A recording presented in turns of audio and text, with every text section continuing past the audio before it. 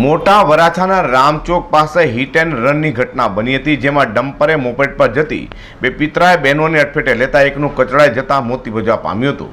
આ બનાવમાં પોલીસે તપાસ હાથ ધરી અકસ્માત સર્જી ભાગી છૂટેલા ડમ્પર ચાલકને નવસારી ખાતેથી ઝડપી પાડ્યો છે.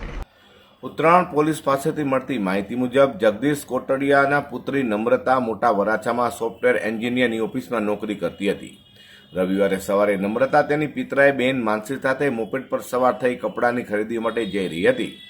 તે સમયે મોટા વરાછા સ્વામિનારાયણ મંદિર પાસે રામચોકથી પસાર થતા હતા. તે સમયે એક બેફામ દોડી આવેલા ડમ્પરના ચાલકે મોપેડને અડફેટે લેતા નમ્રતાને માનસી રોડ પર પટકાયા હતા. એ ગમખ્વાર અકસ્માતમાં નમ્રતાનું મોત નિપજવા પામ્યું હતું. તો અકસ્માત સર્જી ડમ્પર ચાલક ડમ્પર ત્યાં જ મૂકી ભાગી છૂટ્યો હોય એ ઉત્તરાયણ પોલીસે નવસારી ખાતેથી ઝડપી પાડ્યો હતો. સુરત લાવી પૂછપરછ કરતા તેને પોતાનું નામ હસમુખ ઓળ હોવાનું જણાવ્યું છે.